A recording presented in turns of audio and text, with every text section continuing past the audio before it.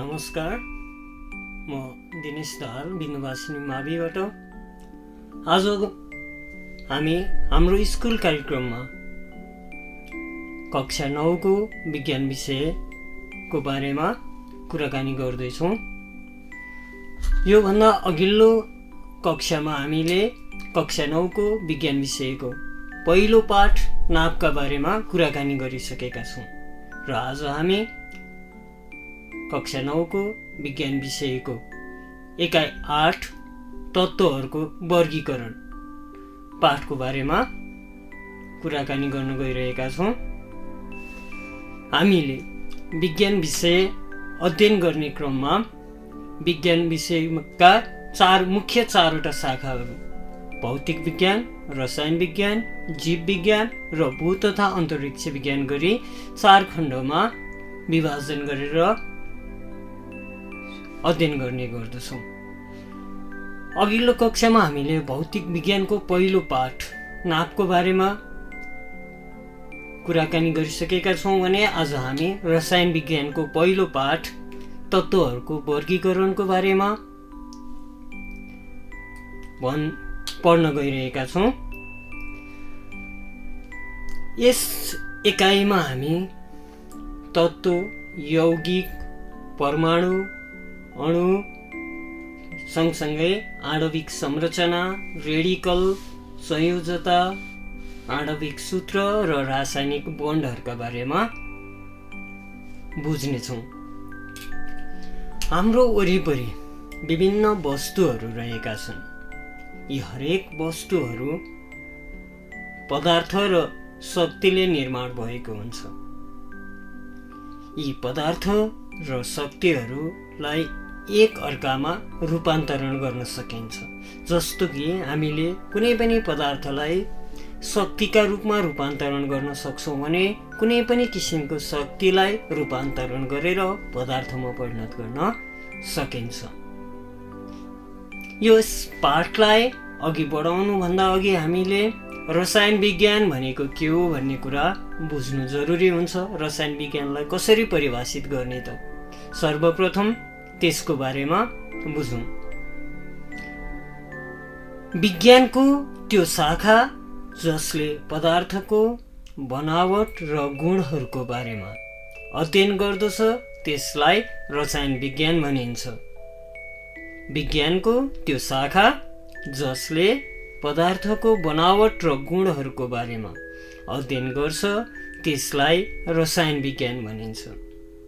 विद्यार्थी भाइ बहिनीहरू, हामीले कक्षा 6 देखि नै रसायन विज्ञान, भौतिक विज्ञान, जीव विज्ञान, भू तथा अन्तरिक्ष विज्ञान भनेर विज्ञानलाई 4वटा भागमा विभाजन गरेर अध्ययन गर्दै आइरहेका छौँ र हामीले कक्षा 8 मा तत्त्वहरूको बारेमा, यौगिकहरूको बारेमा सामान्य जानकारीहरू त लिइसकेका छौँ। अब आज तत्त्वहरूको वर्गीकरणको बारेमा बुझ्नु अघि हामी तिनै कुराहरूलाई पहिला एकपटक स्मरण गर्दछौँ। एकचोटि फेरि हामी ती कुराहरूलाई दोहोऱ्याएर बुझ्ने प्रयास गर्दछौँ। मैले सुरुमै भनिसकेको छु, हाम्रो वरिपरि रहेका हरेक वस्तुहरू पदार्थबाट निर्माण भएका हुन्छन्। हाम्रो वरिपरि भएका अथवा हाम्रो घरमा भएका, हाम्रो वातावरणमा भएका, हामीले देखेका, हामीले प्रयोग गर्ने हरेक वस्तुहरू पदार्थबाट निर्मित हुन्छन्। हामीले प्रयोग गर्ने पानी भयो, हामीले लगाउने कपडा, हामीले प्रयोग गर्ने किताब, कपी, कलम, हाम्रो घरमा भएका विभिन्न सरसामानहरू अथवा हाम्रो विद्यालयमा भएका विभिन्न सरसामानहरू, यी सबै वस्तुहरू पदार्थबाट बनेका हुन्छन्। अब सुरुमा पदार्थ भनेको के हो? कस्तो वस्तुलाई पदार्थ भन्ने? पहिला हामी पदार्थको परिभाषाबाट सुरु गरौँ। कुनै पनि वस्तु जसको पिण्ड, घनत्व, आयतन र तौल हुन्छ त्यसलाई पदार्थ भनिन्छ। कुनै पनि वस्तु जसको पिण्ड, घनत्व, आयतन र तौल हुन्छ त्यसलाई पदार्थ भनिन्छ। जस्तै किताब, कापी, पानी आदि। जुन वस्तुहरूको पिण्ड, घनत्व, आयतन र तौल हुँदैन त्यस्ता वस्तुहरूलाई पदार्थ मानिँदैन। हाम्रा वरिपरि भएका यस्ता पदार्थहरू सबै शुद्ध हुँदैनन्। कुनै पदार्थहरू शुद्ध रूपमा प्राप्त हुन्छन् भने कुनै अशुद्ध रूपमा प्राप्त हुन्छन्।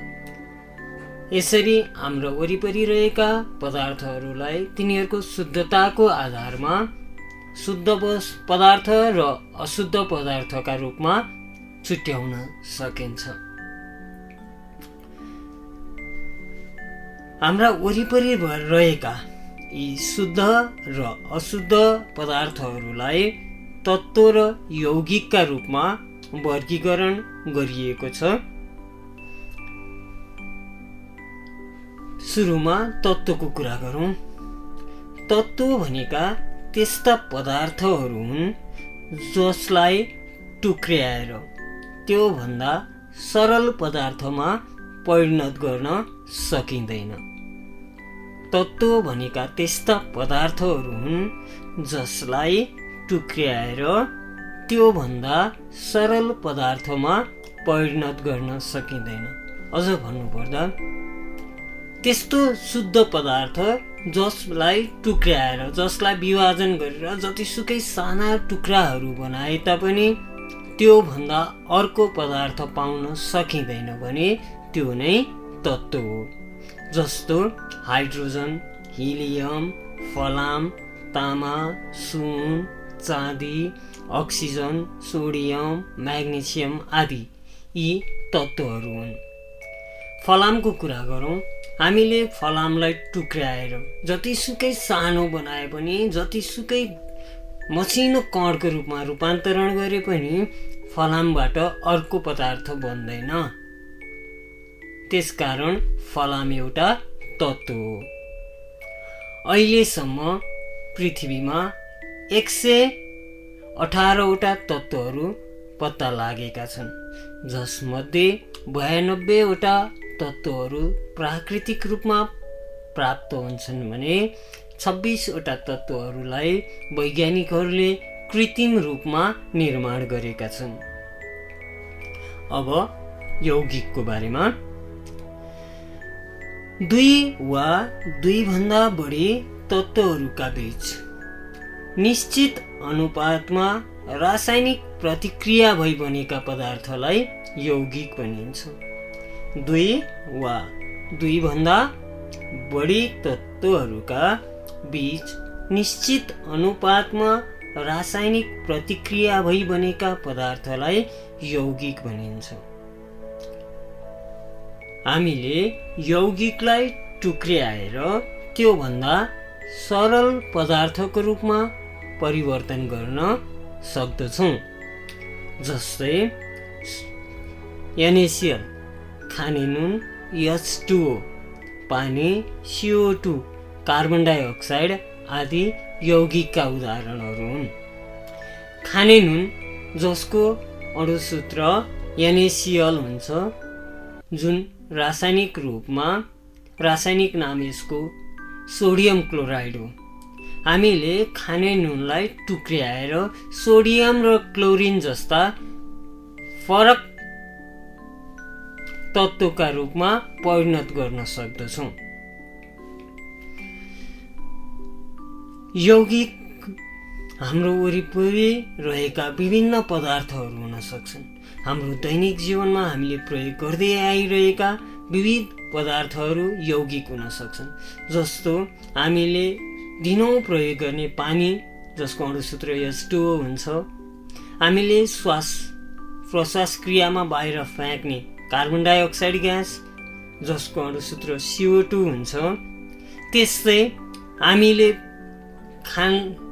हामीले खानामा प्रयोग गर्ने घिउ भयो, तेल भयो, यी यौगिकका उदाहरणहरू हुन्। विद्यार्थी भाइ बहिनीहरू, हामीले तत्त्व, यौगिक जस्ता पदार्थहरूको परिभाषा को बारेमा केही कुरा बुझिसक्यौँ। यी परिभाषाहरू हाम्रो परीक्षाको दृष्टिकोणले मात्र नभइकन हाम्रो ज्ञान अभिवृद्धिका लागि पनि आवश्यक भएकाले यी परिभाषाहरू तपाईहरूले याद गर्नु लाभदायक हुन्छ। अब हामी तत्त्व र यौगिकको भिन्नताको कुरा गरौँ। तत्त्व र यौगिकको भिन्नतालाई तिनीहरूको परिभाषा, सङ्ख्या आदिको आधारमा व्यक्त गर्न सकिन्छ। तत्त्व र यौगिकको बीचमा रहेको भिन्नता यस प्रकार छन्। सुरुमा तत्त्व त्यस्ता पदार्थ जसलाई टुक्राएर ती भन्दा सरल पदार्थमा परिणत गर्न सकिँदैन भने त्यसलाई तत्त्व भनिन्छ। त्यस्ता पदार्थ जसलाई टुक्राएर त्यो भन्दा सरल पदार्थमा परिणत गर्न सकिँदैन भने त्यसलाई तत्त्व भनिन्छ।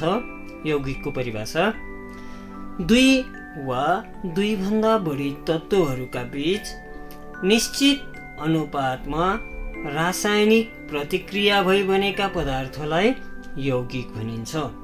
दुई वा दुई भन्दा बढी तत्त्वहरूका बीच निश्चित अनुपातमा रासायनिक प्रतिक्रिया भई बनेका पदार्थलाई यौगिक भनिन्छ। तत्त्वमा अहिलेसम्म 118 वटा तत्त्वहरू पत्ता लागेका छन्। यौगिक 118 वटा तत्त्वबाट बनेका यौगिकहरू असङ्ख्य मात्रामा रहेका छन्। तत्त्वलाई सरल पदार्थमा रूपान्तरण गर्न सकिँदैन। तत्त्वलाई सरल पदार्थमा रूपान्तरण गर्न सकिँदैन। यौगिकलाई सरल पदार्थमा रूपान्तरण गर्न सकिन्छ। यौगिकलाई सरल पदार्थमा रूपान्तरण गर्न सकिन्छ। तत्त्वको गुण यथावत रहने सबैभन्दा सानो कण परमाणु हो। तत्त्वको गुण यथावत रहने सबैभन्दा सानो कण परमाणु हो। यौगिकको गुण यथावत रहने सबैभन्दा सानो कण अणु हो। यौगिकको गुण यथावत रहने सबैभन्दा सानो कण अणु हो। विद्यार्थी भाइ बहिनीहरू, यो भयो तत्त्व र यौगिक बीचको भिन्नता। अब हामी परमाणु अणुको बारेमा कुराकानी गरौँ। परमाणु, एटम के हो त परमाणु? परमाणुको परिभाषा यस प्रकार छ: तत्त्वको सबैभन्दा सानो कण जसमा तत्त्वका सम्पूर्ण गुणहरू यथावत हुन्छन् त्यसलाई परमाणु भनिन्छ। तत्त्वको सबैभन्दा सानो कण जसमा तत्त्वका सम्पूर्ण गुणहरू यथावत रहन्छन् त्यसलाई परमाणु भनिन्छ। अब अणुको परिभाषा। अणुको परिभाषा यस प्रकार छ: आफ्नो गुण यथावत राख्ने यौगिकको सबैभन्दा सानो कणलाई अणु भनिन्छ। आफ्नो गुण यथावत राख्ने यौगिकको सबैभन्दा सानो कणलाई अणु भनिन्छ। यो भयो परमाणु र अणुको परिभाषा। अब हामी तत्त्वहरूको बारेमा कुराकानी गरौँ। तत्त्वको परिभाषा हामीले बुझिसकेका छौँ। अब तत्त्वका प्रकारहरू। तत्त्वमा 118 वटा तत्त्वहरूलाई हामीले तिनीहरूका गुणको आधारमा 3 भागमा विभाजन गर्न सक्छौँ। ती हुन् धातु मेटल्स, अर्धधातु नन मेटल्स र अर्धधातु मेटलोइड्स। धातु त्यस्ता प्रकारका तत्त्वहरू हुन् जसले रासायनिक प्रतिक्रियाको क्रममा इलेक्ट्रोन गुमाउन सक्ने क्षमता राख्छन्। धातु त्यस्ता तत्त्वहरू हुन् जसले रासायनिक प्रतिक्रियाको क्रममा इलेक्ट्रोन गुमाउन सक्ने क्षमता राख्छन्, जस्तै फलाम, तामा, सोडियम, म्याग्नेसियम, क्याल्सियम, सुन, चाँदी आदि। अधातु त्यस प्रकारका तत्त्वहरू हुन् जसले रासायनिक प्रतिक्रियाको क्रममा इलेक्ट्रोन लिने क्षमता राख्छन्। अधातु त्यस्ता तत्त्वहरू हुन् जसले रासायनिक प्रतिक्रियाको क्रममा इलेक्ट्रोन लिने क्षमता राख्छन्, जस्तै हाइड्रोजन, नाइट्रोजन, कार्बन, अक्सिजन आदि। हाइड्रोजन, नाइट्रोजन, कार्बन, अक्सिजन आदि। अब अर्धधातुको परिभाषा। अर्धधातु भनेका त्यस्ता तत्त्वहरू हुन् जसले रासायनिक प्रतिक्रियाको क्रममा इलेक्ट्रोन लिने र दिने दुवै क्षमता राख्न सक्छन्। अर्धधातुहरू त्यस्ता तत्त्वहरू हुन् जसले रासायनिक प्रतिक्रियाको क्रममा इलेक्ट्रोन लिने र दिने दुवै क्षमता राख्न सक्छन्। अथवा अर्धधातुलाई यसरी पनि परिभाषित गर्न सकिन्छ। धातु र अधातु दुवैको गुण देखाउने तत्त्वहरूलाई अर्धधातु भनिन्छ। धातु र अधातु दुवैको गुण देखाउने तत्त्वहरूलाई अर्धधातु भनिन्छ, जस्तै बोरोन, सिलिकन, आर्सेनिक आदि अर्धधातुहरू हुन्। यो भयो तत्त्वका प्रकारहरू, धातु, अधातु र अर्धधातुको परिभाषा र केही उदाहरणहरू। अब हामी रसायन विज्ञानमा को यस तत्त्वहरूको वर्गीकरण पाठमा तत्त्वहरूको सङ्केतको बारेमा कुराकानी गर्न गइरहेका छौँ। हामीले कक्षा 8मा पनि विभिन्न तत्त्वहरूको बारेमा, तिनीहरूको सङ्केतको बारेमा पढिसकेका छौँ। जस्तो हामीले कक्षा 8मा पारमाणविक सङ्ख्या 1 देखि 20 सम्मका तत्त्वहरूको नाम, तिनीहरूको सङ्केतको बारेमा पढिसकेका छौँ। हामीले हाइड्रोजनलाई लेख्दाखेरि क्यापिटल एच लेख्ने गर्दछौँ, त्यसै गरी अक्सिजनलाई क्यापिटल ओ लेख्ने गर्दछौँ। त्यो एच, ओ ती तत्त्वका सङ्केतहरू हुन्। अब त्यसैको बारेमा हामी अगाडि बढ्दैछौँ। तत्त्वको सङ्केत किन लेखिन्छ, तत्त्वको सङ्केत के हो, तत्त्वको सङ्केत कसरी लेखिन्छ, लेख्दा ध्यान दिनुपर्ने कुराहरू के हुन्, यसको बारेमा हामी अगाडि चर्चा गर्नेछौँ। हामीलाई थाहा छ 118वटा तत्त्वहरू छन् अहिलेसम्म र ती प्रत्येक तत्त्वहरूको आफ्नै नाम छ। हामीले अध्ययन गर्ने क्रममा, अध्यापन गर्ने क्रममा हरेक तत्त्वहरूको नाम व्यक्त गरिरहन गाह्रो हुन सक्छ। त्यसकारण हामीले तत्त्वहरूलाई जनाउनका लागि, चिन्नका लागि एउटा विशेष सङ्केत प्रयोग गर्ने गर्दछौँ। त्यो सङ्केत नै तत्त्वहरूको सङ्केत हो। कुनै पनि तत्त्वको पुरा नामलाई छोटकरीमा जनाउने अक्षर वा 2 अक्षरको समूहलाई सङ्केत भनिन्छ। कुनै पनि तत्त्वको पुरा नामलाई छोटकरीमा जनाउने अक्षर वा 2 अक्षरको समूहलाई सङ्केत भनिन्छ। जस्तै हामीले हाइड्रोजनलाई सङ्केतमा लेख्नु पर्यो भने क्यापिटल एच, एउटा अक्षर क्यापिटल एच मात्रै लेख्दछौँ। कुनै पनि ठाउँमा रसायन विज्ञान अध्यापन गर्ने क्रममा क्यापिटल एच भन्ने सङ्केत आयो भने त्यसले हाइड्रोजनलाई जनाउँछ भनेर बुझ्न सकिन्छ। अब तत्त्वको सङ्केत लेख्दा के कुरा थाहा पाउनुपर्छ, कसरी लेख्ने भन्ने बारेमा बुझौँ। तत्त्वको सङ्केत लेख्दा त्यसको नामको सुरुको अक्षर लेखिन्छ। जस्तै अक्सिजनको सुरुको अक्षर क्यापिटल ओ हुन्छ। हामीले अक्सिजनको सङ्केतमा क्यापिटल ओलाई मात्र लिने गर्दछौँ।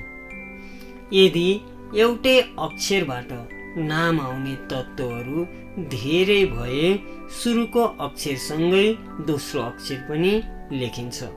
यदि एउटै अक्षरबाट नाम आउने तत्त्वहरू धेरै भए सुरुको अक्षरसँगै दोस्रो अक्षर पनि लेखिन्छ। जस्तै कार्बन, क्याल्सियम, क्लोरिन यी तीनैवटा तत्त्वहरू, कार्बन, क्याल्सियम, क्लोरिन यी तीनैवटा तत्त्वहरूको नाम सीबाट सुरु हुन्छ। अब हामीले सी मात्रै लेख्यौँ भने त्यो कार्बन हो कि क्याल्सियम हो कि क्लोरिन हो छुट्याउन गाह्रो हुने गर्दछ। त्यसकारण हामीले कार्बन, क्लोरिन र क्याल्सियम भन्दा कार्बन अगाडि आउने भएकाले कार्बनको चाहिँ सी मात्रै लेखिन्छ सङ्केतमा।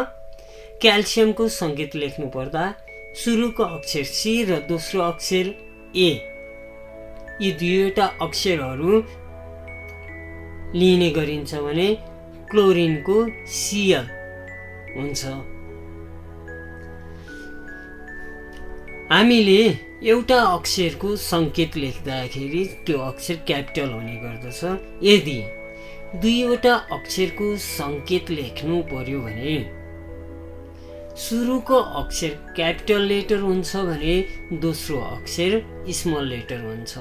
जस्तै क्याल्सियमको कुरा गर्दा क्याल्सियमको सुरुको अक्षर सी क्यापिटल हुन्छ भने दोस्रो अक्षर ए स्मल लेटर हुन्छ।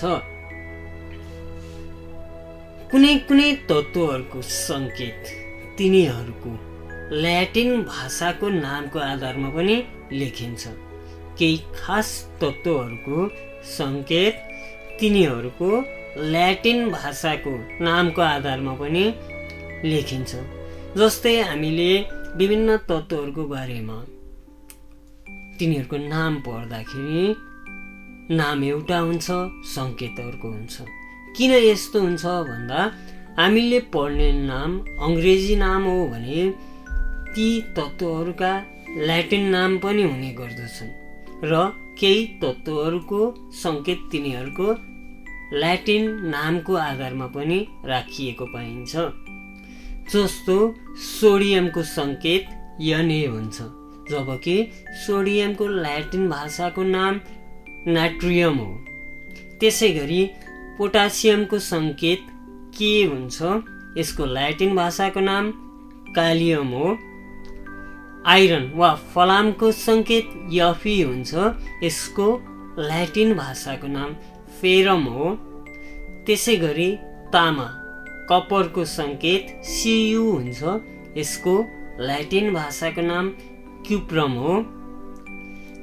अर्को सिल्भर चाँदीको सङ्केत एजी हुन्छ, जबकि यसको ल्याटिन भाषाको नाम अर्जेन्टम हो। विद्यार्थी भाइ बहिनीहरू, यी सबै तत्त्वहरू जसको ल्याटिन भाषाको नाम पनि छ तिनीहरूको सङ्केत त्यही ल्याटिन भाषाको नामको सुरुको अक्षर वा सुरुको र दोस्रो अक्षरको आधारमा राखिएको पाइन्छ। विद्यार्थी भाइ बहिनीहरू, हामीले आजको यस कक्षामा सुरुमा पदार्थको परिचय, पदार्थको शुद्धताको आधारमा त्यसको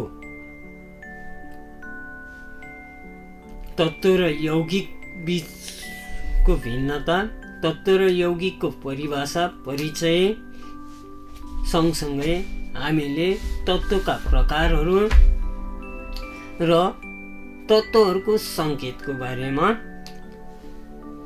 बुझ्ने प्रयास गर्यौँ। यी विषयवस्तुहरूमाथि हामीले जति पनि आज चर्चा गर्यौँ यससँग सम्बन्धित तपाईहरूलाई कुनै पनि समस्या भएमा वा जिज्ञासा भएमा रेडियो रोशीमा तपाईहरूले आफ्ना विचारहरूलाई, आफ्ना जिज्ञासाहरूलाई राख्न सक्नुहुनेछ। अब हामी आजको कक्षामा बुझेका र हामीले चर्चा गरेका विषयवस्तुहरूलाई राम्रोसँग आफ्नो पाठ्यपुस्तकमा आधारित भएर बुझ्ने प्रयास गर्नेछौँ र त्यससँग सम्बन्धित समस्याहरू भएमा हामी रेडियो रोशी मार्फत पनि समाधानको प्रयास गर्नेछौँ भने जब हाम्रो विद्यालयहरू सुचारू हुनेछन् हामीले आफ्ना विषय शिक्षकहरूसँग आफ्ना यस्ता जिज्ञासाहरूलाई समाधानका निमित्त राख्न सक्नेछौँ। आजको हाम्रो कक्षा यही समाप्त हुन्छ। आगामी कक्षामा हामी यसै पाठको बाँकी अंशलाई निरन्तरता दिनेछौँ र आजको यस कक्षाबाट म पनि बिदा हुन चाहन्छु। हस्त नमस्कार।